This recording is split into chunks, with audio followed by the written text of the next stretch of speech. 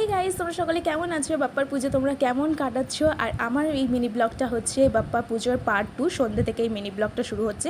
আর সন্ধ্যে থেকে মা মেজমা মিলে এখানে অনেক ধরনের খাবার দাবার বানাতে শুরু করে দিয়েছে, কারণ সেদিনকার সন্ধ্যেবেলাটাতে আমরা প্রতি বছরই কিছু মানুষদেরকে নিমন্ত্রণ করে থাকি। তো এখানে দেখো মা ময়দা লুচি বানাচ্ছে, সাথে কুমড়ো তরকারি, ওখানে চানা মশলা সেদ্ধ করতে দিচ্ছে, চানা মটর বানাবে, আর তার সাথে আটার লুচি আছে। সবাই তো ধরো ময়দা লুচিটা খেতে পারে না, তো আটার লুচিও ব্যবস্থা করা আছে।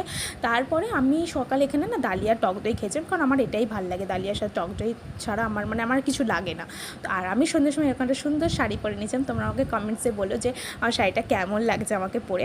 আর তারপরে না আমি এখানে আরতি করতে চলে এসেছিলাম, কারণ আমি দাদার জন্য অনেকক্ষণ আমি ওয়েট করছিলাম যে ও অফিস থেকে আসবে, ফ্রেশ হবে, একসাথে আমরা আরতিটা করবো, কারণ আমরা প্রতি বছর ওটাই করে থাকি আর কি। কিন্তু এবছর আর হয়ে ওঠেনি, কারণ ওর অফিস থেকে আসতে এতটা লেট হয়ে গেছে। তো বললো যে তুই করে নে, কারণ ও আসবে, ফ্রেশ হবে, তারপরে যেতে অনেকটা টাইম পেরিয়ে যাবে। তো আমি এখানে দেখো আরতিটা করে নিয়েছি। অন্য বছর হলে আমরা তিনজনে একসাথে করি, কিন্তু এবছর আবারও বলছি দিদি তো নেই, আর দাদার অফিস থেকে আসতে এতটা লেট হয়ে গেছিলো, তো আর করা হয়নি। তো আমি এখানে সবটা করে নিলাম। সত্যি কথা বলতে সারা বছরের পর এই যে দিনটা আসে, এবং এই দিনটা যখন সত্যি এত ভালো করে কাটে, তো খুব ভাল লাগে।